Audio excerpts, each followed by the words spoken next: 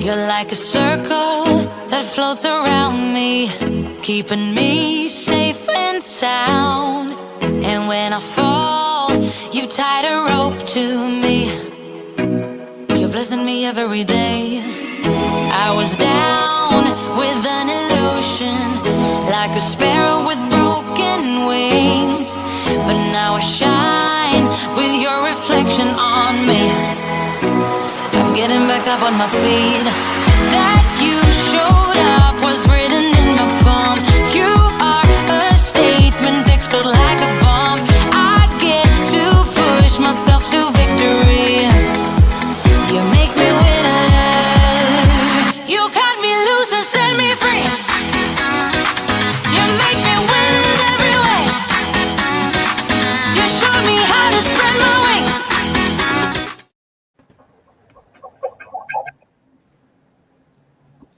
Am I ready to go, Doug? Come here. I didn't prepare a statement this morning, so I'm going to let my assistant do it. Keith, go ahead. I'm going to plead the fifth. Okay. Thanks, everybody, for joining us. Thanks, Doug, for getting us online. We got some very important people. My mind and this town knows that we're dealing with today, and I'll have some closing remarks I'd like to say, but I'll save those till actually at the end. So thanks again for everybody joining us. And Doug, I'll turn it over to you. Well, good morning, everybody. It's great to get the band back together. Here we are at the end of the year.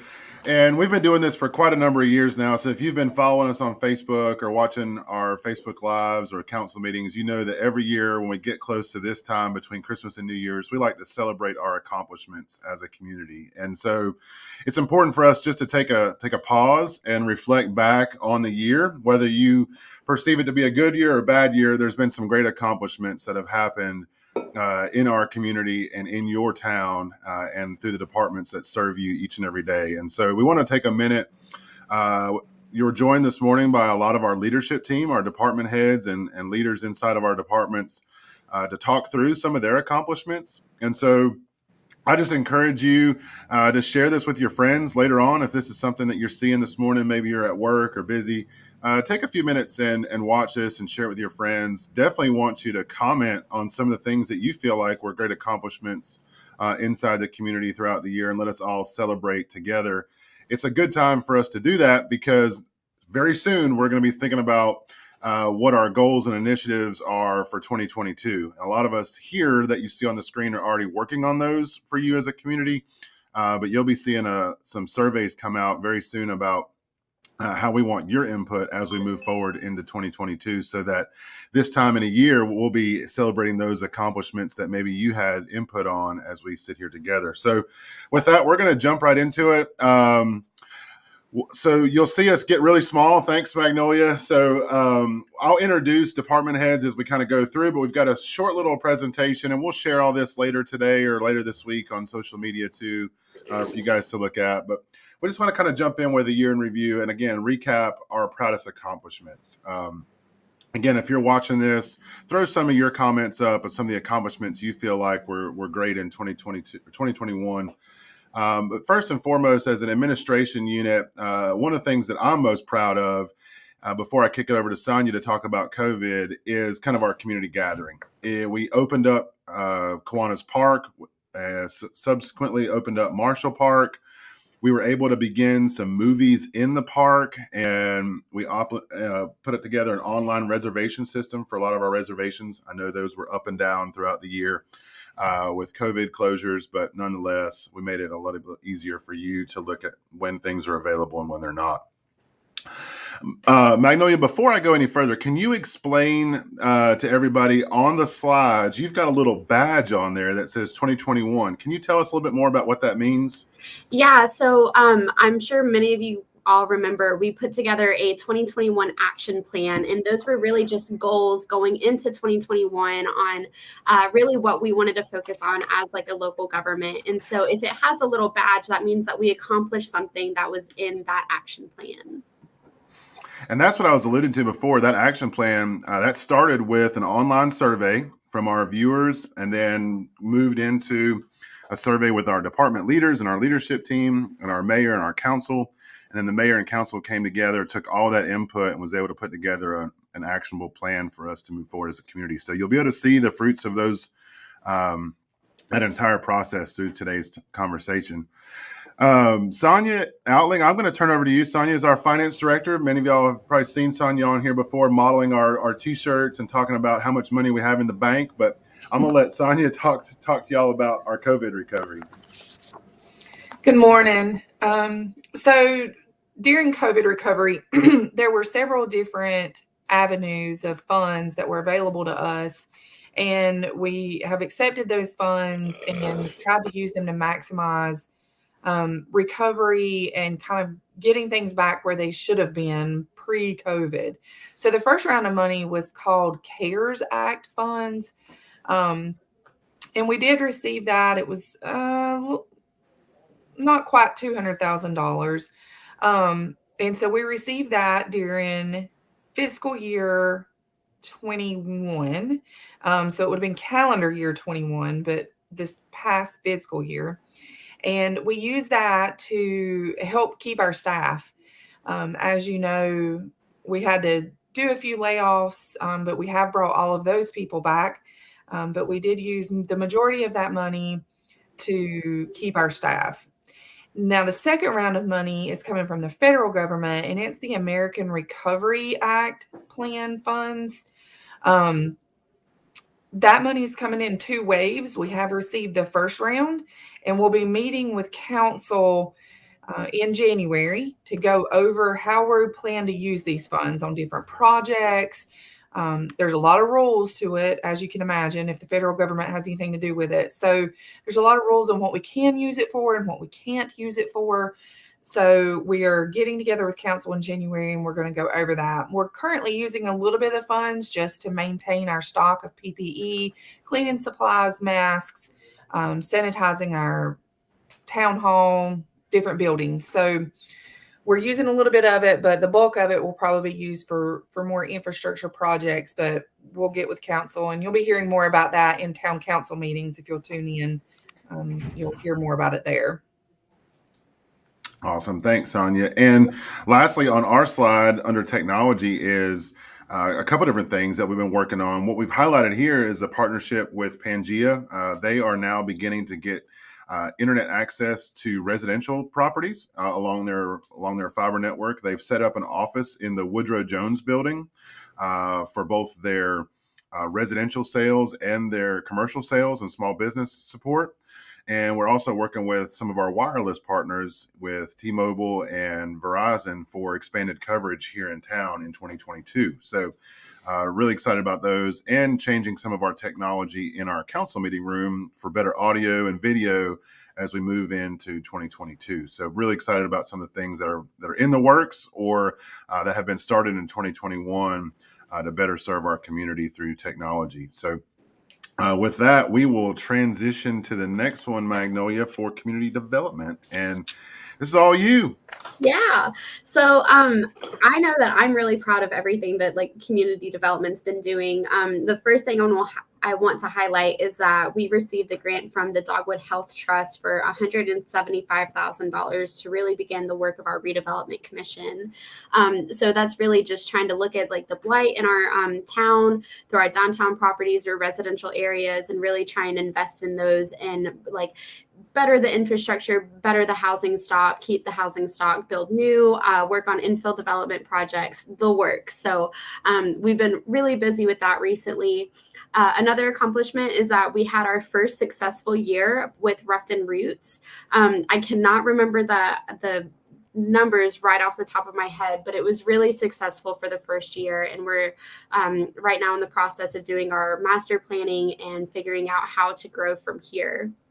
And then lastly, just really working on engaging with our community through, videos like these where we get to like just have clear, transparent communication with the public, doing our meeting in the park days, which I'm hoping that we're going to get to be able to start back up again whenever the weather gets a little bit warmer, even though it's like warm today, but it's okay.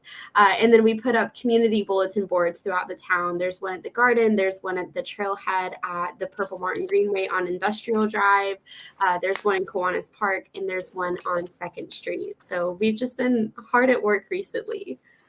Yeah, and on those bulletin boards, that's been something kind of neat too. One of the things that we're striving to do is to find ways to communicate, outside of Facebook. We know that we've got a loyal following on Facebook and social media, but we also know that there's a good number of people that are disconnected or unplugged or maybe find their news in other manners. So we're trying to desperately find ways to do that. And those bulletin boards have been a tried and true method for us to do that. So, we have another one coming in the New Hope community, I believe, right, Magnolia? There's one that's coming for New Hope. And so if you and a group of your neighbors have a community gathering spot, let us know. That's definitely a way that we can work together to share news about upcoming events, important information through the town, and then just obviously allow the community to share news intermix themselves. So, like Magnolia said, but those are scattered throughout the community along the Purple Martin and Kiwanis Park, 2nd Street Park, and over at the Garden, and now coming in at New Hope. So if you've got an area, please reach out to us. Let us know. All right, well, let's be easy on them, folks. Up next is our fire department. Chief Brandon Harrell is on vacation this week, so we are in good hands with Chief Robbie Samuel, our assistant chief at the fire department. And if many of you don't know, there's this kind of rivalry that we've had of late between our police and our fire department. And we won't go into that this morning because obviously the fire, if we're in alphabetical order, always comes first in front of the police. So don't worry about that one, Clint. But fun fact of the day, Chief Samuel is our assistant chief here in Rutherford. But your older brother, is the assistant chief in Forest City as a assistant chief of the fire department in Forest City. But even though he's older than you, you've been the assistant chief longer, right? Yeah. Yes, That's right. I have. That's right. You've got more tenure as in the chief position. You've had the bugles just a little bit longer than he has. Yeah, the baby boy rised up. That's right. Well, Chief, good morning. Thanks for joining us. Thanks for filling in for Chief Harrell. And I'm going to turn it over to you for some of the things that the fire department's been up to this year. Well, we'll start off with our ISO inspection. That happened this year, 1st of November. We worked hard to try to, hopefully, we have not received any word from the state yet, but we're hoping to maybe drop our rating. So with that being said, we did like a fire scene setup, showed the state we could do some stuff like that, especially with training. We tried to hit some of our ISO goals for that. And so for right now, all went well. We're just waiting to hear back from the state. And with the pre-plan software, that was something that's been a big help to the department. With a lot of the pre-plans, we do have to pre-plan our district and our buildings in town. That actually was within a touch of a button on our phone. We can pick up, we get a fire, whatever, we can pull up that pre-plan and look at it to see where all our hazards are or closest hydrants, different things like that. And we purchased the land for Station 2. So that's very exciting for us and for the town and for our district. I'm sure they're going to be excited to see a station. Absolutely. Yeah, and while we're here, I want to thank our legislatures in Raleigh. Under the new state budget, there was an allocation made towards the construction of Fire Station number 2 in the state budget this year to help serve that area. There's about 4,000 residents in that area that Station 2 will cover in our rural fire district. So the town has what we call our inside our city limits, and then we also have a rural fire district that is a fairly massive. Inside town's about 4 square miles, and the rural fire district's over 25 square miles, I believe. Yeah. And in the area specific to Station 2 is 4,000 residents. And so the state came on board to help cover some of those costs. We really appreciate them in the state budget doing that. So that'll be moving forward in 2022. And Chief, I know, we kind of joked about you, in your tenure as the assistant chief, but the ISO inspection is not just a checklist. You and Chief Harrell have been working hard since you guys really have kind of taken office to make improvements to the department and your operations to put the department in a better position for an inspection like this. And at the end, really serve our community better. We tried. We're still working on it.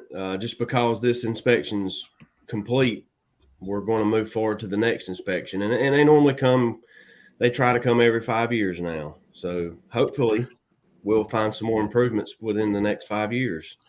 And right now, for those that don't know, ISO is on a 1 to 10 scale, 10 being the absolute worst, 1 being the absolute best, and 1 is be an ISO 1 is a very distinct honor, and very few departments across the nation get down to an ISO 1.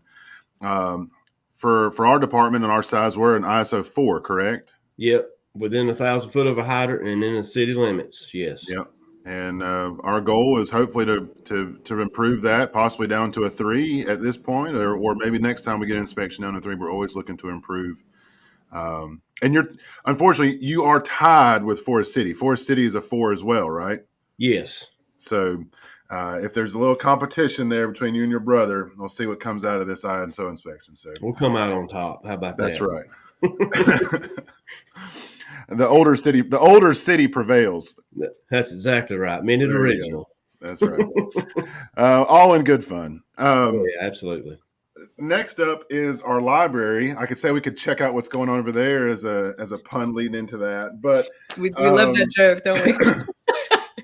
Sarah, before you jump into your stuff, I was looking through our presentation here last night, and you and Cindy and the entire team in the library have just been so busy during 2021. I said this, earlier in the year, that you guys really were the ones that pivoted the most. Every time there was a change, you're really our most forward-facing department, serving the public with open doors. And you guys have had so many different changes during COVID, and especially this year, improving the library. So I just want to take a moment to say thank you and let you jump into some of the goals and things that you've seen as our library director. Thank you, Doug. We're really pleased with what we've been able to accomplish this year, and really excited about what our accomplishments this year are setting us up to accomplish in 2022. One of our major accomplishments this year was receiving an almost $67,000 action grant from the WNC Bridge Foundation, and that is going to fund 2 years of a youth services specialist for the library. And what we're looking forward to with that is addressing the community action plan element of community gathering and inclusion. We're going to start up our story times again. We're going to bring some of these wonderful STEM kits and collections that we've developed with our community action grant from Facebook. Now Meta, we're going to bring those out into the community, bring them into neighborhoods and into families that maybe have not been aware of them or been able to access them before. So we're looking forward to bringing a new staff member on board, getting her out into the community, and really seeing what we can do, and how many new families we can bring into Norris Public Library. And we also wanted to thank everyone that was involved in our programming efforts this year. We received a wonderful donation from Meta to bring in R. Gregory Christie, who's an award-winning author and illustrator. He hosted some great arts-based workshops for us this November, just last month, and we brought in 116 people, all ages from 1-year-old to in their 70s, and they all really enjoyed these programs. So again, we really look forward to what our accomplishments this year are setting us up to accomplish next year, and addressing just community gathering, community inclusion. We've made some headway, really good headway this year, and we look forward to continuing those efforts next year with our new youth services specialist. And I know it's not on the slides, but next year is also going to allow us, with adding that other staffing, is going to allow us to be open every day of the week. Well, not every day, not Sunday, but Monday through Friday, and then our every other Saturday, right? It is, yeah, and we're looking forward. So starting just next week, we're going to be open 9 to 5 Monday through Friday. We're no longer going to be closed on Wednesdays. We're going to be open a little bit later in the afternoon to let more people come into the library, and we're going to be open from 10 a.m. until 1 p.m. on the second and fourth Saturdays of the month. So not just adding an extra day, an extra hour, but adding more time on Saturdays as well for families that prefer to visit the library on the weekends.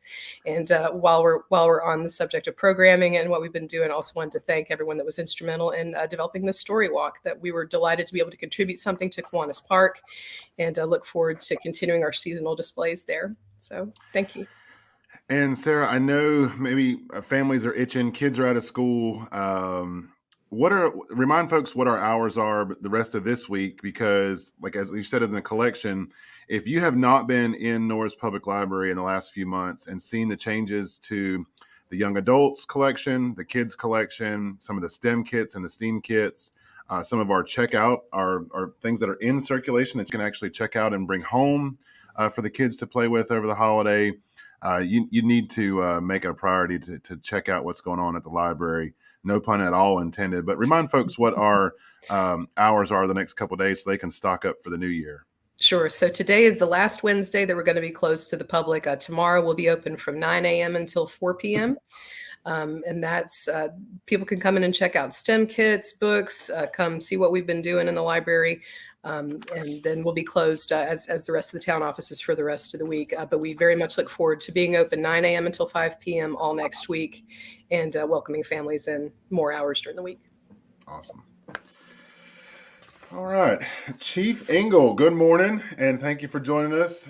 You guys have been busy during the month of December for sure. And I just want to, before we jump into your slides, I just want to take a minute just to say thank you to you and your entire team, raising over $17,000 and being able to serve 52 children. I know you want to spend a minute and talk through that, but just on behalf of the entire town, thank you to you, Lieutenant Holland, Lieutenant Gilbert, and all your sergeants, Sergeant Newton, and your whole patrol team for what you've done there. That was an amazing opportunity to serve our community. So I just want to say thank you. Well, thank you. To get us started, one of our goals this year was to replace most of our equipment, duty gear equipment. We were fortunate enough and we were able to replace all our inner belts, which will help prevent back problems for the officers because of the weight of the duty belts the equipment on the duty belts. We also were able to replace all of our handcuffs, our pouches, ASP holders, ASPs, tasers, gloves, etc. We also was able to replace firearms through the sale of our old firearms and through drug tax money. So there was really not much of a cost to the town there to replace that. So we're very fortunate there. We also revamped our use of force policy. Basically, the purpose of this policy was to provide officers and supervisors with guidelines for reporting use of force, which is then reviewed by the administration here in all instances. So that's from hands-on to any type of weapons that are used, no matter what. If there's a use of force, there's a report done, and then it's reviewed by our administration. And if it meets if it meets for reporting, or I guess how you put it, state requirements to report to the state, then we report it to the state. And that's to help, I guess, keep officers in line and also to help weed out bad officers that are out here violating people's rights. Shot with a Cop. Yes, we raised over $17,000 for Shot with a Cop. We assisted 52 children this year. Every year we've had the goal of assisting more children. I'm not going to say that that's not going to be a goal for next year, but that might be a little difficult to beat. But we will try. It was amazing to see, again, like it is every year. And just to let people know that that money is used to assist children that might not otherwise have a Christmas to be able to have a Christmas. So we take them shopping and then they get to spend their money on whatever they want to. And I received one message from a person that is on here this morning. His wife sent me a message stating that one of the kids had purchased his teacher and his family all his gifts and actually took it to him. So, that means a lot for a kid to not be able to get much for Christmas and still be thinking of everyone else besides themselves. It's an amazing thing to see. I also want to take the time for a minute. I know it's not on here, because we were also very blessed with a bunch of other donations. I'd like to take the time to say that I greatly appreciate the ABC store for their $14,000 donation this year that started a program that you will find out about in next council meeting. It's not been announced yet. Katie Support Services gave us $2,500, which we started a drone program. And Trailborg just donated $5,000, and we will be using that to purchase patrol shields, which is a small shield that will go in the patrol cars to assist officers in quick response if they get into some type of situation where they're needed. And that's all. Well, thank you, Chief. Thank you to you and your entire team for what you do each and every day for our community.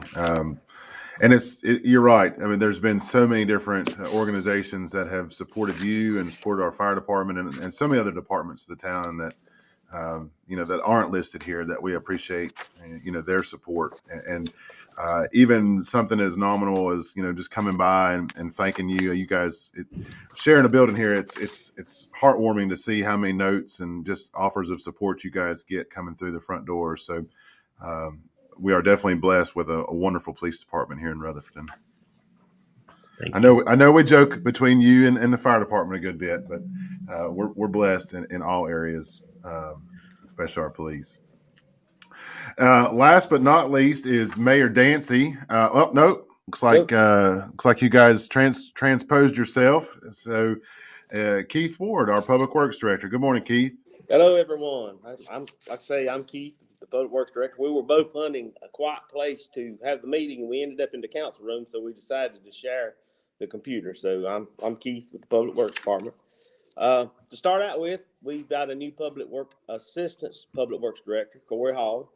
He's doing a good job. He's busy right now working on a pump station, so he had to leave. We've purchased 4 pieces of equipment. It's really been a really good year for that. We've got a lot of equipment to do work. A lot of stuff we do on our own. We don't sub it out. So when we get equipment, even though we're buying equipment, we're still saving the taxpayers' money because a lot of the stuff that we do, infrastructure, we do it ourselves. So, and I'm going to move over to the treatment plant. We've done an assessment at the wastewater treatment plant. When you have infrastructure in a treatment plant, you have to maintain it. So that really went well. We've looked at areas that really need to be replaced, equipment and things of that nature. So that's come out pretty good. We're working on that. We've done a pavement study on the town streets. We've done a good bit of patching. I think around $20-something thousand worth of patching. So we're going to keep that up, keep maintaining roads, keep that going. This pavement study was a real tool for us to use to keep up with what we've done and what we need to do.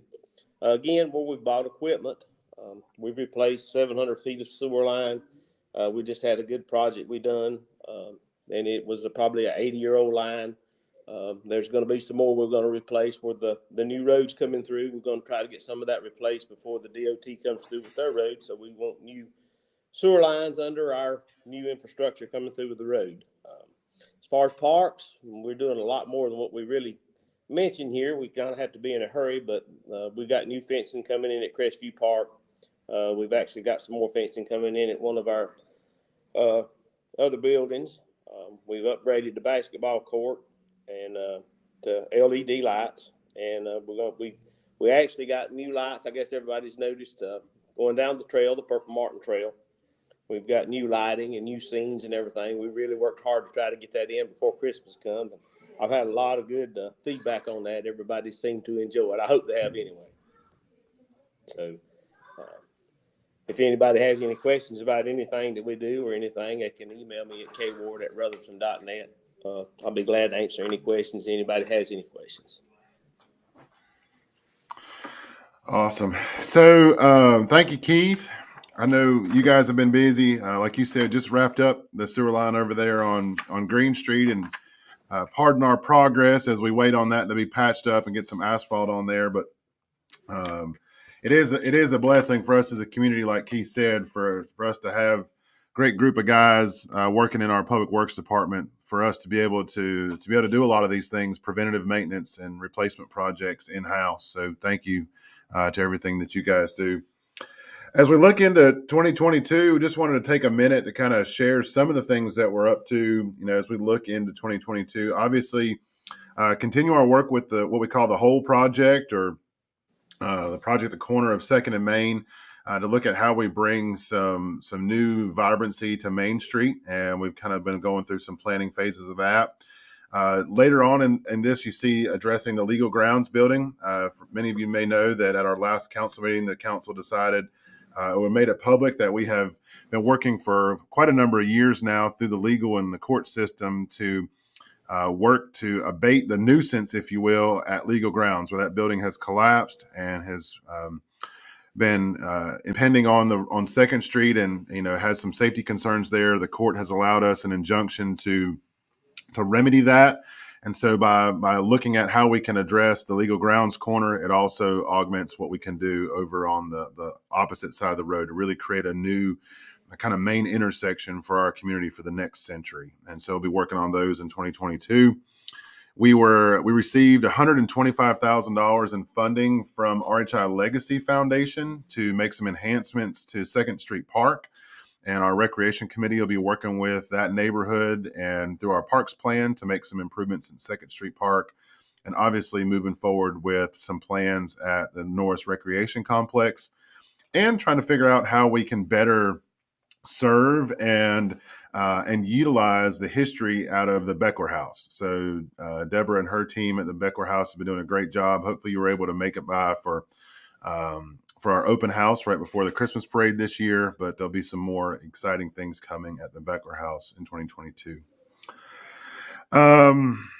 Magnolia, do you want to talk a little bit about what the Redevelopment Commission is up to? I know we have on the stability talking about focus on housing and investing in infrastructure. I know that you guys are getting ready to embark on a plan that really kind of speaks to that. Do you want to talk a little bit about that?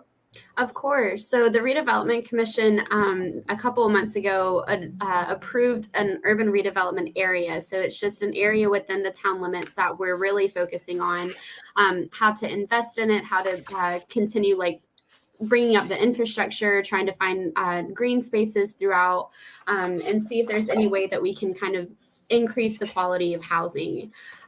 So they recently just approved, or they recommended a proposal to council to actually spend a little bit of money on a housing inventory assessment. And from there, we'll be able to go out and seek additional funding to invest more into that community or that area.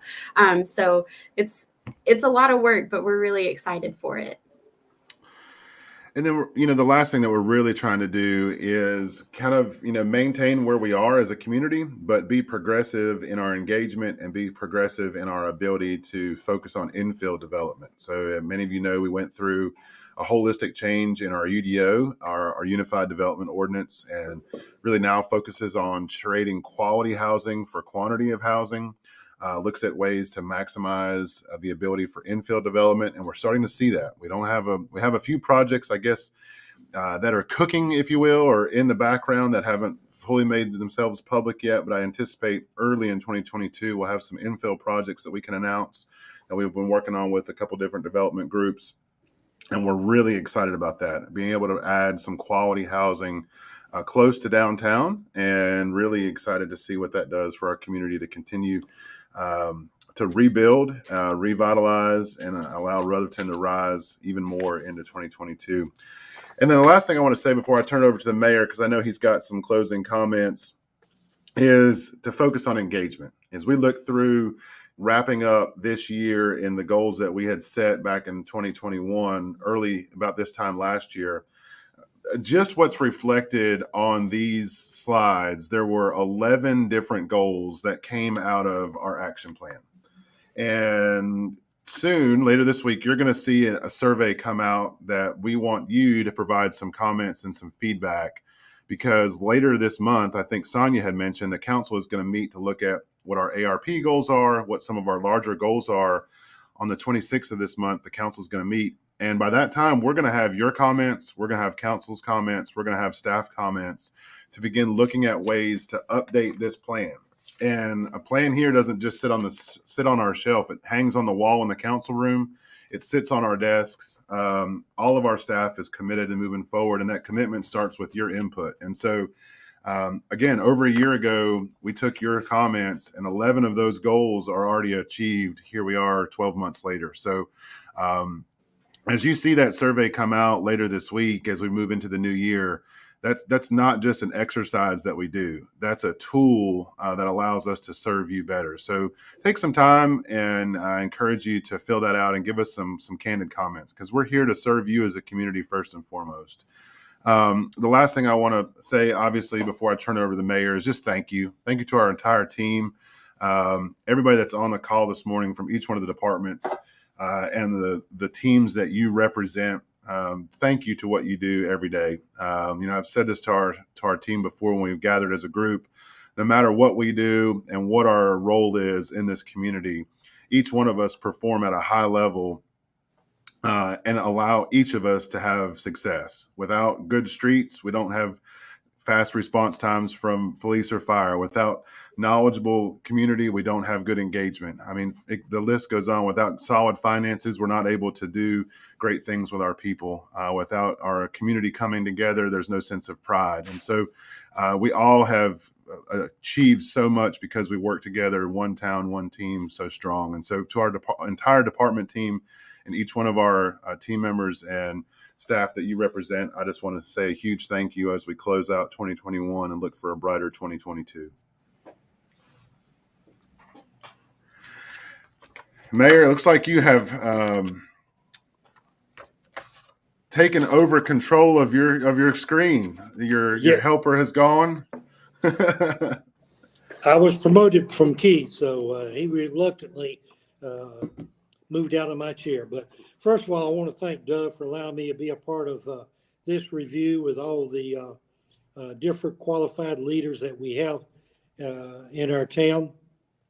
And it was very refreshing to hear everyone's comments and all the things that you accomplished this past year.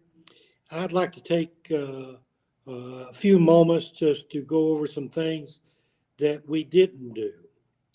And now that I've got your attention, I will proceed.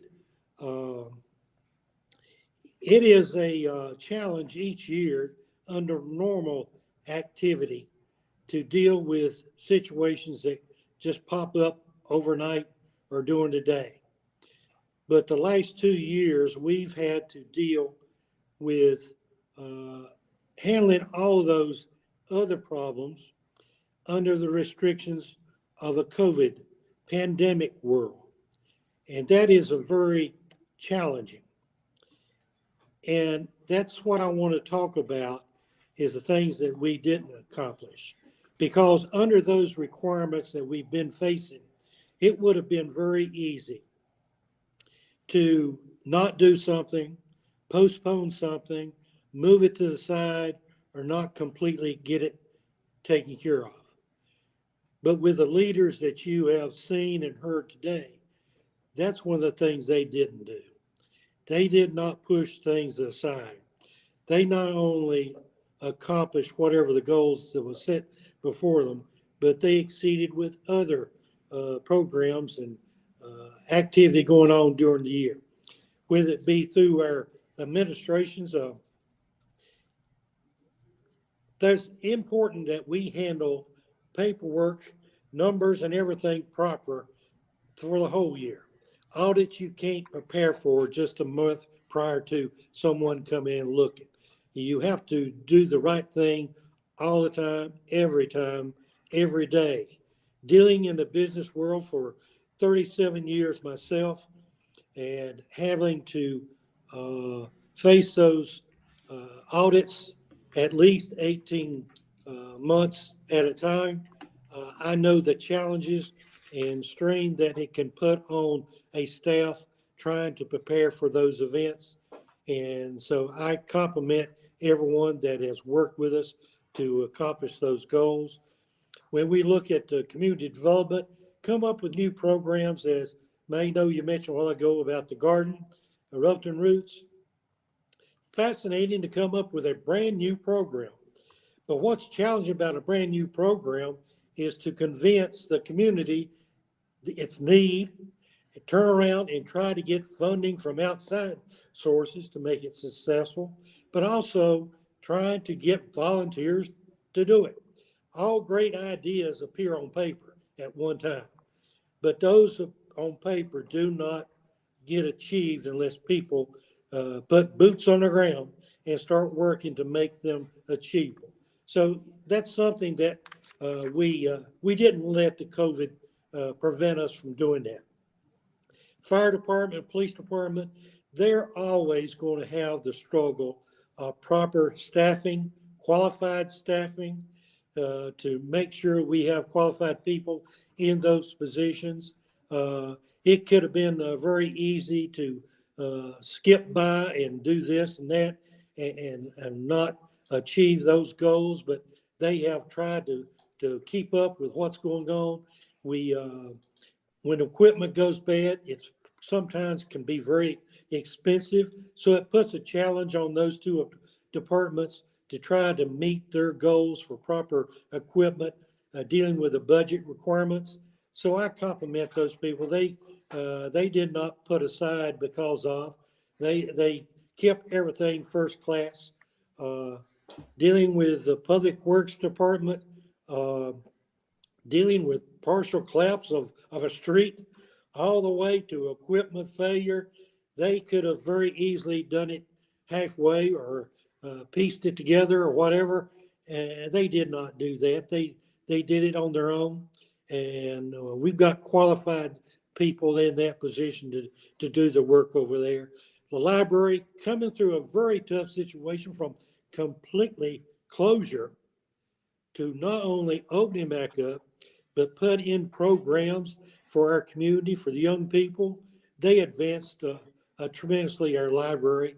So you can see some of the things that we didn't do.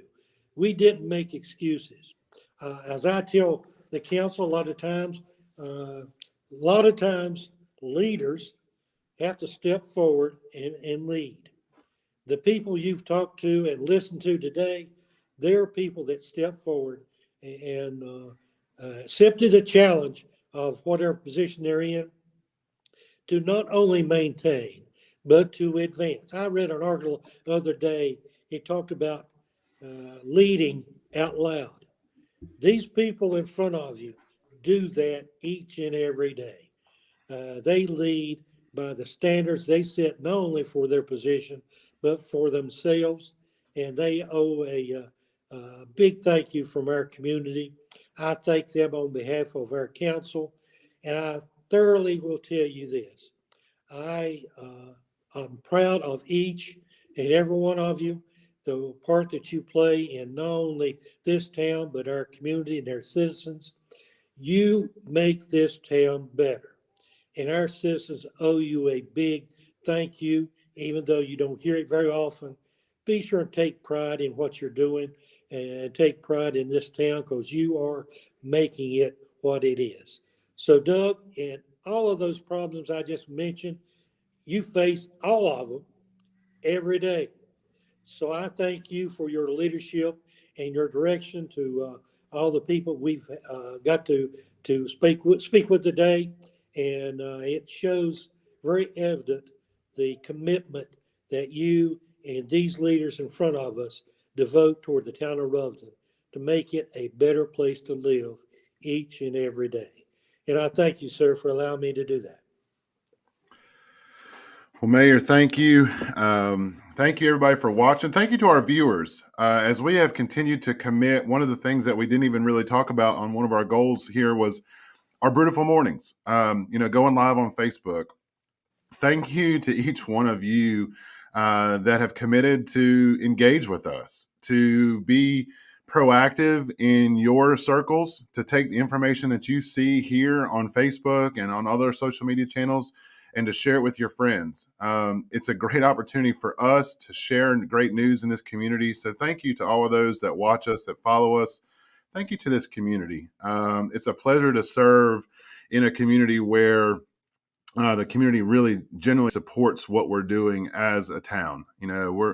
we love to hear from folks about the wonderful stories about the memories made at Kiwanis Park, or the opportunity that one of our police or firefighters had to serve in a time of need, or the friendly wave from one of our trash truck drivers, or the Grinch that's been riding around with one of our trash truck drivers over the last few weeks, to, you know, in a moment of need where maybe there's a sewer backup or something is issue, you know, and each time the stories of smiles and great teamwork from our community, it's a pleasure to see that. And so just thank you to each one of us that's represented here. Thank you, Mayor, and to the Town Council for your leadership and your support. You know, as a customer service agency really is what we are as a town. It starts with leadership from you, Mayor, and from our Town Council. And so on behalf of the entire team, we thank you for your support, your guidance, and your leadership throughout the year as you allow us to serve this community and do it in a manner that provides leadership to our entire community, not just the staff here. So thank you. I hope everybody has a wonderful, wonderful new year. Again, look for our survey that'll be coming out because that is vitally important for our overall success, not just our success, but everyone's success together as we move into 2022. So, Mayor, I'm going to let you close it out, and then Magnolia is going to run the awesome Brutal Mornings slide where we can all kind of dance around and enjoy our coffee. So thank you, everybody. Doug, as a part of our closing, we take pride in all of our leaders we've looked at today and heard from, but also we take pride of every person that worked for the town of Rutherton. And we are going to be saying goodbye to one of our staff people this month, and a new person coming on board that our citizens are probably going to be meeting firsthand. I'm going to let you announce that change in some of our staffing.